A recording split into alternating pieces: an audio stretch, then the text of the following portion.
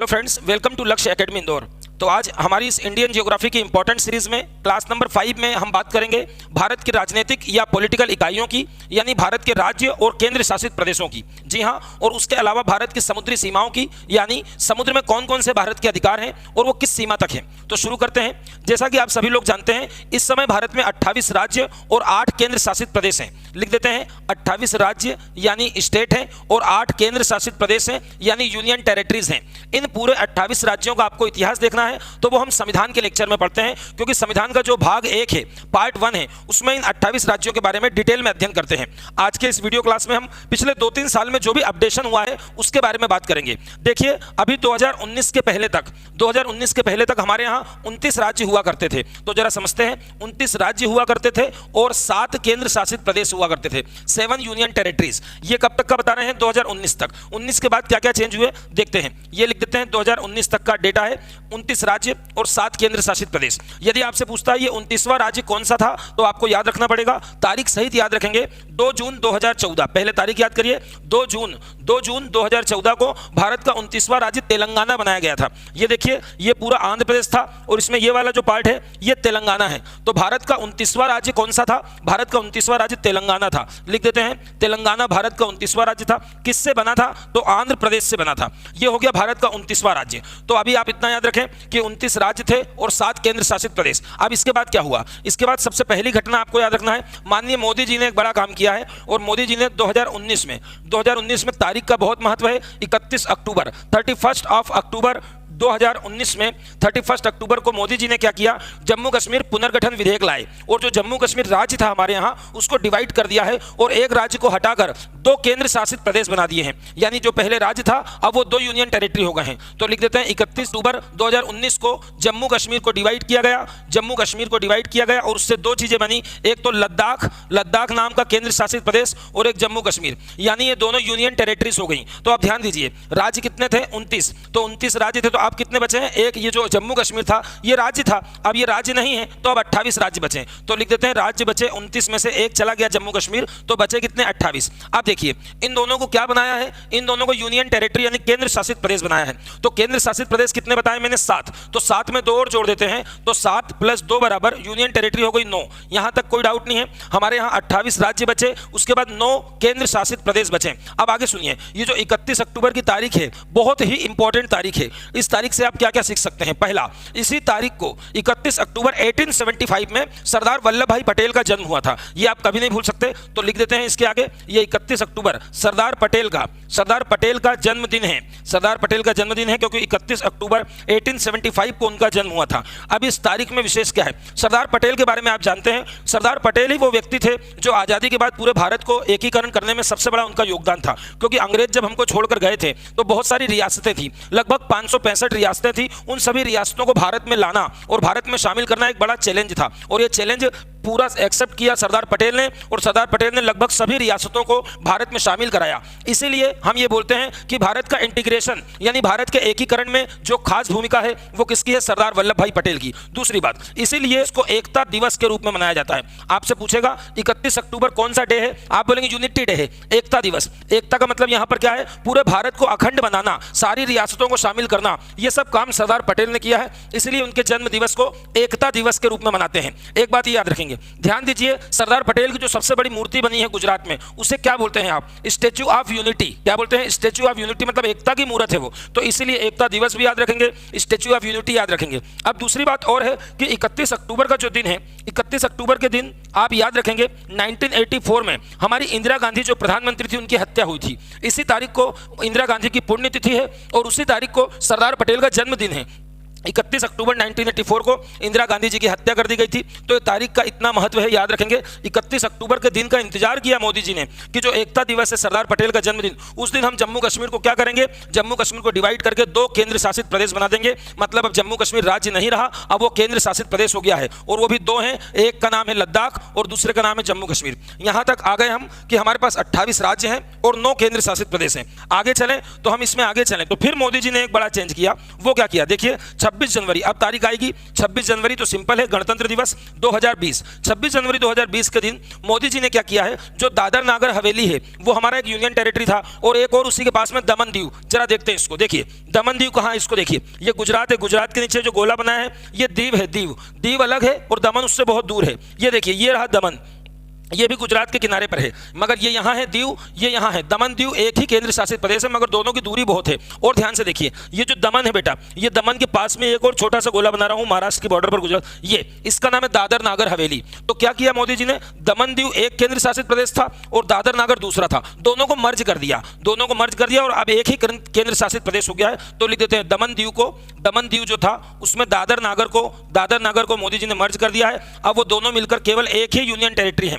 अब union territory देखिए कितने हो गए, 9 थे आपके पास, अब ये दोनों मर्ज हो गए, पहले तो 7 थे, 7 के बाद ये दोनों आए थे लद्दाख और जम्मू कश्मीर, तो 9 हो गए थे, 9 के बाद इन दोनों को मर्ज कर दिया, तो मर्ज कर दिया तो -1 कर दे तो कितना बचा 8। ये हो गई आज की स्थिति। आज की स्थिति क्या है, भारत के 28 राज्य हैं और भारत में 8 केंद्र शासित प्रदेश हैं, और इन राज्यों का पूरा इतिहास हम संविधान के लेक्चर में देखेंगे। अभी आगे बढ़ते हैं। अब इन 28 राज्यों में आपको छोटे छोटे फैक्ट पूछे जाते हैं, तो कुछ खास बातें, कुछ सूत्र के माध्यम से कुछ फैक्ट याद कराएंगे, इसको याद कर लीजिए क्योंकि प्रीलिम्स में आपको 1 नंबर का क्वेश्चन आता है। जैसे भारत का सबसे बड़ा राज्य, तो आपको एक फॉर्मूला याद रखना है, राम महा उल्लू।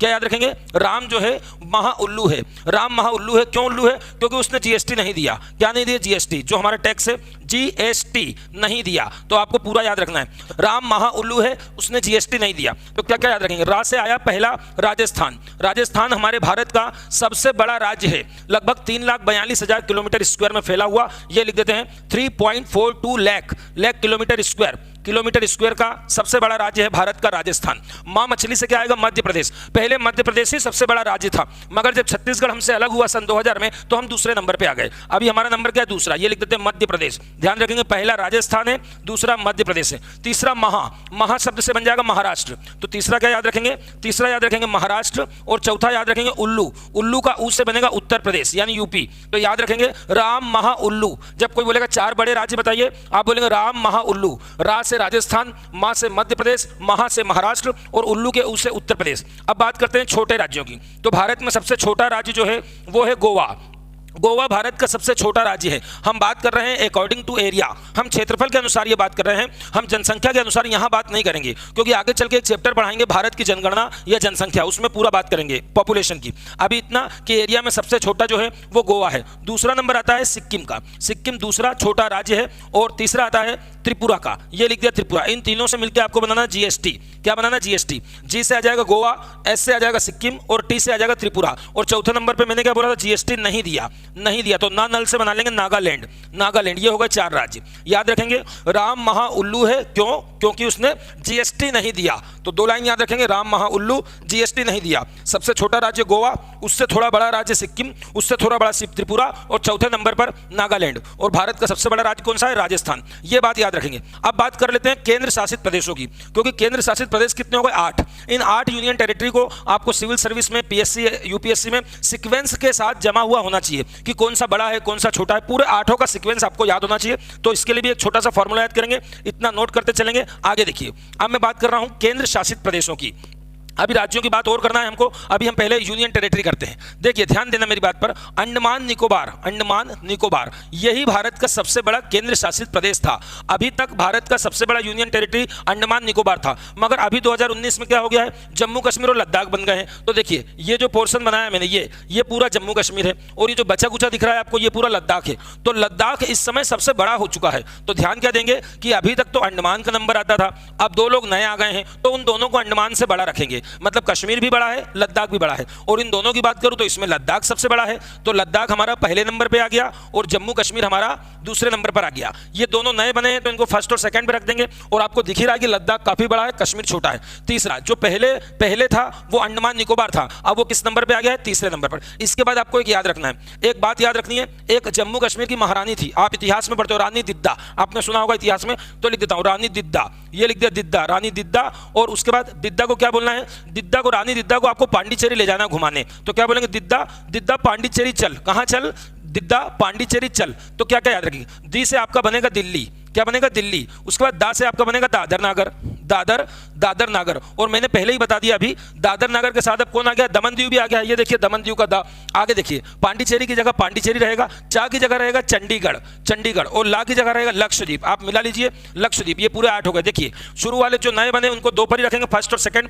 पहले अंडमान निकोबार फर्स्ट पे था, आप किस पे आ गया, 3 पे। बस इतना याद करने के बाद बोलना दिद्दा पांडिचेरी चल। दिद्दा कहां चल, पांडिचेरी चल। तो दिद्दा में दी से दिल्ली आएगा, दा से दादर आ जाएगा, पांडिचेरी की जगह पांडिचेरी आएगा, और चल में चा चम्मच से चंडीगढ़, और ला लट्टू से लक्षद्वीप। मतलब भारत का सबसे छोटा केंद्र शासित प्रदेश लक्षद्वीप है, जो लगभग 32 किलोमीटर स्क्वायर में फैला हुआ है। ये हो गए भारत के पूरे केंद्र शासित प्रदेश। ये 8 केंद्र शासित प्रदेश, 8 का सीक्वेंस, लद्दाख, जम्मू कश्मीर, अंडमान, उसके बाद दिद्दा, पांडिचेरी चल। और बड़े राज्य कौन से बताए हैं, राम, महा, उल्लू, और छोटे राज्य में क्या बोलेंगे, जीएसटी नहीं दिया। ये हो गया आपका कॉमन फैक्ट जो सभी एग्जाम में आते हैं। इसके बाद आगे बात करते हैं, आगे देखते हैं भारत के हमने कितने राज्य हमने तट पर पढ़े थे, कितने पड़ोसी में, इसको भी समझते हैं। देखिए भारत की ये तटीय रेखा है बेटा, ये मैंने आपको पिछली वीडियो क्लास में बता दिया। तट है भारत का 6100 किलोमीटर, और मैंने ये भी बताया 1 2 3 4 5 6 7 8 9 9 राज्य तट रेखा से लगे हैं। तो क्या क्या स्पेशल में याद रखेंगे आप, तटीय राज्य, भारत के तटीय राज्य कितने हैं, तो आप बोलेंगे सर ने बता दिया हमको 9 है।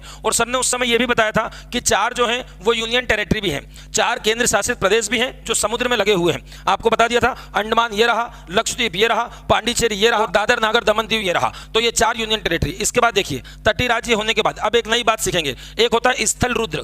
स्थल रुद्र हिंदी में बोलते हैं लैंड लॉक्ड बोलते हैं उसको। देखिए क्या होता है, ऐसा राज्य आपको बताना है जो लैंड लॉक्ड का मतलब क्या होगा, स्थल रुद्र का क्या मतलब होता है। भारत के परिप्रेक्ष्य में देखें तो स्थल रुद्र का मतलब होता है ऐसा राज्य बताइए जो ना तो किसी समुद्र को टच करता हो, पहला ना तो किसी समुद्र को टच करता हो, और ना ही किसी पड़ोसी देश की बॉर्डर को यानी सीमा को। तो ऐसे 5 राज्य हैं। कितने राज्य हैं, 5 राज्य हैं जिनको आप बोलते हैं 5 हमारे यहाँ स्थल रुद्र हैं। स्थल रुद्र लैंड लॉक्ड स्थल रुद्र हैं। क्या विशेषता बताई, ना तो समुद्र को टच करते हैं, ना समुद्र को टच करते हैं, और ना ही किसी पड़ोसी देश की सीमा को यानी किसी अंतरराष्ट्रीय सीमा को। तो 5 राज्य कौन से, ध्यान से देखिए। एक तो हमारा ये पिंक कलर का, ये मध्य प्रदेश, क्योंकि इसका नाम ही मध्य प्रदेश है, सबके बीच में है, ना तो कोई समुद्र टच कर रहा है, ना कोई पड़ोसी देश, ना कोई पाकिस्तान, ना कोई चीन। तो ये मध्य प्रदेश पहले नंबर पे। इसके बाद कैसे याद रखेंगे, हम मध्य प्रदेश हैं, हमारा छोटा भाई कौन है, छत्तीसगढ़ है, हम पढ़ चुके हैं। तो हम भी आएंगे तो हमारा भाई भी आएगा, ये राइट लगा दिया छत्तीसगढ़ पर, ये पूरा छत्तीसगढ़ ये बनाया। तो पहला मध्य प्रदेश, दूसरा छत्तीसगढ़, ऐसे याद करेंगे। पहले हम आएंगे फिर हमारा भाई आएगा। इसके बाद क्या बोलेंगे, एक भाई के ऊपर और एक भाई के नीचे। हमारे भाई के ऊपर एक मिल जाएगा, हमारे भाई के नीचे। तो देखते हैं ऊपर कौन है, हमारे भाई के ऊपर देखें तो ये एक राज्य है, इसका नाम है झारखंड। ये भी बिहार से अलग होकर बना है। तो एक भाई के ऊपर मिल गया झारखंड, एक भाई के नीचे कौन मिल गया, तेलंगाना। तो 4 हो गए, पहले हम मध्य प्रदेश, फिर हमारा भाई छत्तीसगढ़, एक भाई के ऊपर झारखंड, एक भाई के नीचे तेलंगाना, और इसके बाद एक लास्ट वाला दूर जाकर मिलेगा, और दूर जाकर ये यहां पर मिलेगा, ये जो दिख रहा है ये हरियाणा है। तो ऐसे 5 राज्य हैं जो भारत के स्थल रुद्र राज्य हैं। पूछेगा तो आप बता देंगे एमपी 1, छोटा भाई 2, भाई के ऊपर 3, भाई के नीचे 4, और दूर जाकर हरियाणा 5। तो लिख देते हैं 5 राज्य हैं स्थल रुद्र। इसमें सबसे बड़ा कौन सा है, तो आपको मालूम है मध्य प्रदेश सबसे बड़ा लैंड लॉक्ड यानी स्थल रुद्र राज्य है। अगली बात करते हैं, ये 2 बात हो गई, समुद्र वाले कितने हो गए 9, और स्थल रुद्र कितने हो गए 5। अब बात करेंगे पड़ोसी देश। अभी हमने पिछली क्लास में सारे पड़ोसियों के बारे में पढ़ा, पाकिस्तान, चीन, नेपाल, भूटान। तो इन पड़ोसियों को ऐसे कितने राज्य हैं जो पड़ोसियों की बॉर्डर से लगे हैं। अभी तक हम याद करते थे 17 राज्य हैं, मगर अब 17 नहीं करेंगे। ये देख लीजिए 17 राज्य अभी तक पढ़ते थे, मगर अब हो गए हैं 16 राज्य। कितने राज्य हो गए, 16। क्यों बोल रहे हैं ऐसा, क्योंकि जो 16 राज्य हैं, जो जम्मू कश्मीर था वो अब राज्य नहीं बचा, अब वो केंद्र शासित प्रदेश हो गया है। तो आप बोलेंगे भारत के 16 राज्य प्लस कितने, 2 केंद्र शासित प्रदेश यूनियन टेरिटरी। 16 राज्य और 2 केंद्र शासित प्रदेश ऐसे हैं जो हमारे पड़ोसी देशों की बॉर्डर को टच करते हैं, उनकी सीमाओं को स्पर्श करते हैं। अब आगे देखते हैं कि इन 16 राज्यों में मुख्य बात क्या है। इन 16 राज्यों में आपने पढ़ा था कुछ राज्य बेटा ऐसे हैं, आप पिछले वीडियो क्लास में देखेंगे, कुछ राज्य ऐसे हैं जो 2-2 3-3 देशों को टच कर रहे हैं। जरा ध्यान से देखना, जैसे ये हमारा सिक्किम है, आप याद करिए सिक्किम किसको किसको टच करता था, आपको याद आ रहा होगा, इधर का एरो जाए तो नेपाल को टच करे, इधर एरो निकाल दूं तो भूटान को टच करे, और ऊपर एरो निकाल दूं तो किसको टच करेगा, चीन को। तो ऐसे राज्य जो 3 देशों को टच करते हैं, 3 देशों को स्पर्श करने वाले राज्य छाट रहे हैं हम। तो आप भी छाट सकते हैं इसको घर पर बैठे बैठे। फिर भी आपको मैं बता देता हूं, एक तो है सिक्किम है। सिक्किम में क्या क्या याद रखेंगे, नेपाल है 1, भूटान है 2, और चाइना है 3। नंबर 2 पर पश्चिम बंगाल। दूसरे पर पश्चिम बंगाल, देखिए पश्चिम बंगाल को, ये ग्रीन कलर का पश्चिम बंगाल, इधर एरो बना दूं तो बांग्लादेश को टच करेगा, इधर आपको मालूम है नेपाल को भी टच किया था सिक्किम के साथ, और इधर भूटान। तो लिख देते हैं पश्चिम बंगाल, नेपाल 1, भूटान 2 और बांग्लादेश 3। इसके अलावा तीसरा राज्य याद रखेंगे अरुणाचल प्रदेश। कौन सा याद रखेंगे? अरुणाचल प्रदेश। देखिए जरा अरुणाचल प्रदेश में वापस से रिवाइज करिए, ये अरुणाचल किसको टच किया था? चीन को तो ऊपर टच किया था, और आपको याद हो तो भूटान को इधर टच किया था 2, और तीसरा जब आपने म्यांमार के लिए अरुणा मामी पढ़ा था तो अरु का मतलब क्या था? अरुणाचल। तो लिख देते हैं ये चीन को भी टच कर रहा है, म्यांमार को भी टच कर रहा है और भूटान को भी टच कर रहा है। ये हो गया तीसरा। और चौथा भी राज्य याद रखना है, इसका नाम है लद्दाख। लद्दाख देखिए ये लद्दाख किसको किसको टच करेगा? एक ऊपर चीन है उस तरफ, ठीक है, और आपको याद हो दोनों लाइन के बीच में अफगानिस्तान है, तो चीन अफगानिस्तान, और इधर चले जाएं तो पाकिस्तान। तो लिख देते हैं लद्दाख चौथा राज्य है जो 3 देशों को टच करेगा, पाकिस्तान को, दूसरा चीन को और तीसरा अफगानिस्तान को। ये भारत के 4 राज्य हो गए। भारत के 4 राज्य ऐसे हैं जो 3-3 देशों को टच करते हैं। सिक्किम है, बंगाल है, अरुणाचल प्रदेश है और लद्दाख है। यदि आपने मैपिंग अच्छे से कर लिया है तो इनको याद करने की कोई जरूरत नहीं। आपके सामने एग्जाम में जब आएगा तो आप आंख बंद करके अपना नक्शा देखेंगे तो सारी चीजें दिखाई देगी, क्योंकि आपने सारे पड़ोसियों को अच्छे से पिछली क्लास में याद किया। अब बात करते हैं, ये 4 हो गए, 16 में से कितने बता दिए? 4, बचे कितने? 12। अब ध्यान रखेंगे 12 राज्य में से 3 राज्य ऐसे हैं जो 2-2 देशों को टच करते हैं। अब ये कितने वाले थे? ये 3 वाले थे। अब लिख रहा हूं 2 देशों को टच करने वाले, 2 देशों को टच करने वाले में नंबर 1 उत्तराखंड। उत्तराखंड को जरा देखिए, ये रहा उत्तराखंड। ऊपर कौन था? इसके चीन था, और इस तरफ कौन आ गया था? नेपाल। पिछली क्लास में देखिए, आप रिवाइज करिए तो लिख देते हैं चीन प्लस नेपाल। और दूसरा राज्य देखिए, दूसरा राज्य असम। असम कैसे मिलेगा आपको? याद करिए, आपको मैंने बांग्लादेश के लिए सूत्र दिया था, असम, मेघालय, त्रिपुरा, मिजोरम। याद आ रहा है? AMTM, very good. AMTM दिया था तो उसमें भी असम आया था, मतलब बांग्लादेश को असम टच करेगा। और फिर याद कीजिए, जो भूटान था उसको एक हाथ से उठाया था असम ने, तो भूटान के नीचे कौन था? असम। तो लिख देते हैं भूटान को भी टच करेगा, और किसको टच करेगा? बांग्लादेश को। ये हो गया असम। तीसरा राज्य आपको याद रखना है मिजोरम। इधर देखिए, ये रहा मिजोरम। आप याद कीजिए अरुणा मामी में जो आखिरी में मी है, मी से क्या बना था? मिजोरम। और दूसरी बात, जब बांग्लादेश को हमने AMTM दिया था उसके भी फुल फॉर्म था असम, मेघालय, त्रिपुरा, मिजोरम। मतलब मिजोरम दोनों में आया था, म्यांमार में भी और बांग्लादेश में भी। तो लिख देते हैं मिजोरम ऐसा राज्य तीसरा है जो 2 देशों को टच करेगा, एक तो बांग्लादेश को और दूसरा म्यांमार को। अब आप आराम से चेक करिए, 16 राज्य हैं जो पड़ोसी देशों को टच करते हैं, इसमें से 4 राज्य हैं जो 3-3 देशों को टच करते हैं, 3 राज्य हैं जो 2-2 देशों को टच करते हैं, तो 4 और 3 7, बचे कितने? 9। मतलब भारत के 9 राज्य ऐसे हैं जो केवल एक ही देश को स्पर्श करते हैं, किसी एक ही देश की सीमा को स्पर्श करते हैं। ये हो गया आपका राज्यों का इतिहास। अब देख लेते हैं जिलों की भी बात लगे हाथ। जिलों की बात करें तो 2011 की जो जनगणना थी, 2011 की जनगणना के अकॉर्डिंग चलें तो हमारे भारत में कुल मिलाकर 640 जिले हैं। कितने जिले हैं? वैसे जिले पूछते नहीं हैं, फिर भी आप याद रखेंगे 2011 की जनगणना के अनुसार हमारे यहाँ 640 जिले हैं। पूछेगा पूरे भारत का सबसे बड़ा जिला बताओ, एरिया में सबसे बड़ा, तो आपको एक फॉर्मूला दे रहे हैं, आप याद रखेंगे कलेजे याद रखेंगे, कलेजे का टुकड़ा जैसे आप बोलते हैं कलेजे। क से आएगा कच्छ, ले से आएगा लेह और जे से आएगा जैसलमेर। लिख देते हैं कच्छ बेटा गुजरात का जिला है, आपको मालूम है, जहां पर बहुत कम पानी गिरता है, ये कच्छ।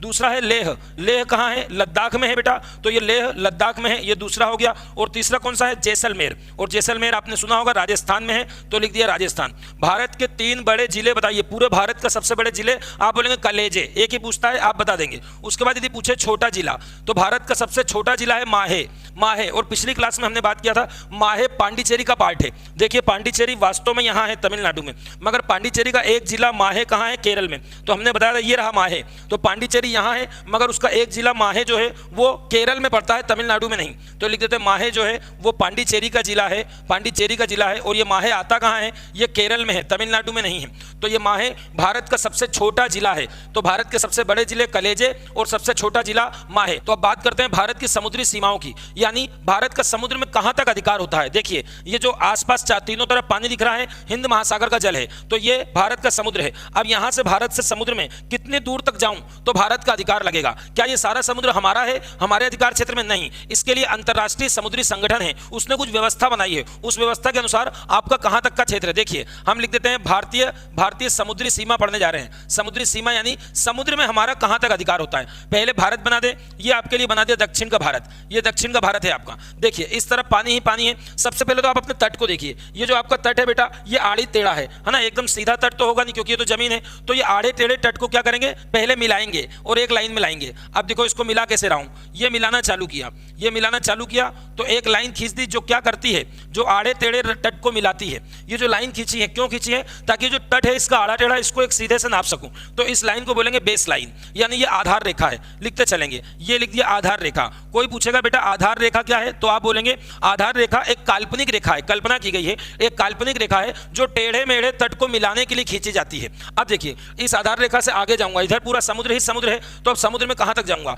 आधार रेखा से सीधा जाऊंगा यहां तक, तो ये एक लाइन और खींच दी। ये कहां तक गया हूं मैं, ये गया हूं आधार रेखा से 12 नॉटिकल मील। 12 नॉटिकल मील, समुद्र में जो भी दूरी होती है वो किलोमीटर में नहीं चलती, नॉटिकल मील में चलती है। देखिए ये यहां से यहां तक, तो क्या लिख देते हैं, ये है 12 नॉटिकल मील। नॉटिकल मतलब NM। कहां से बेटा, तो आपसे पूछेगा कहां से, तो आप बोलेंगे आधार रेखा से, तट से नहीं, आधार रेखा से। तो पहला नाम आ गया, पहला नाम आ गया आधार रेखा से 12 नॉटिकल मील। इसको क्या बोला जाता है, इसको बोला जाता है भारत की प्रादेशिक समुद्री सीमा, यानी टेरिटोरियल सी। तो लिख देते हैं भारत की प्रादेशिक सीमा, इसी को प्रादेशिक समुद्री सीमा बोलते हैं। ये क्या है, ये प्रादेशिक समुद्री सीमा यानी इंग्लिश में टेरिटोरियल सी। ये ऐसा क्षेत्र है जहां पर भारत को पूरे अधिकार मिले हैं, मतलब ये यहां तक समझ लीजिए आप भारत ही लग रहा है। मतलब कोई जहाज यदि पानी का बिना पूछे हमसे इधर आ गया तो हमारे जो नेवी वाले हैं वो बिना देखे गोली मार देंगे, बिना पूछे, मतलब बिना परमिशन आप इतनी पास में नहीं आओगे, क्योंकि ये हमारी सुरक्षा का मामला है। समुद्र में भी हम अपने देश को सुरक्षित रखते हैं। तो 12 नॉटिकल मील तक क्या होते हैं, 12 नॉटिकल मील तक संपूर्ण अधिकार हमारे पास ही होते हैं, सारे अधिकार हमारे पास होते हैं। यदि कोई जहाज इधर से पानी में से आया और इस लाइन को क्रॉस कर गया, हमारे पास उसका डेटा नहीं कि वो आने वाला है, अनुमति नहीं, परमिशन नहीं, तो हम उसको गोली मार सकते हैं। ये हमारी सुरक्षा का मामला है, यानी सारे अधिकार हमारे पास होते हैं। कहां तक, आधार रेखा से 12 नॉटिकल मील दूर तक, जिसको बोलते हैं आप प्रादेशिक समुद्री सीमा। इसके बाद चलिए दूसरा नंबर फिर से देखिए, इसी आधार रेखा से और आगे जाऊंगा, 12 तो ये हो गया, 12 और चले गए तो कुल कितना चल गए, 24। तो दूसरी लाइन खींच दी, आधार रेखा से 24 नॉटिकल मील, यहां से लेकर, मैं आधार रेखा से बोल रहा हूं बेटा, ठीक है, आधार रेखा से 24 नॉटिकल मील। ये जो क्षेत्र है इसका नाम रहता है संलग्न क्षेत्र। क्या नाम होता है इसका, संलग्न। तो लिख देते हैं 24 नॉटिकल मील तक का जो क्षेत्र है उसको आप बोलेंगे संलग्न। संलग्न क्षेत्र क्या होता है, देखिए संलग्न क्षेत्र का मतलब कंटिजियस जोन। कंटिजियस जोन क्या होता है, इस पर भी भारत के अधिकार है मगर पूर्ण रूप से नहीं। इस पर भारत के पास क्या क्या अधिकार है, आप मुख्य रूप से याद रख सकते हैं, सारे वित्तीय अधिकार, सारे वित्तीय यानी फाइनेंशियल मतलब पैसों से संबंधित, यानी हम यहां पर सीमा शुल्क ले सकते हैं। यदि हम साफ सफाई कराते हैं तो रखरखाव का, मेंटेनेंस का, साफ सफाई का कोई सा भी चार्ज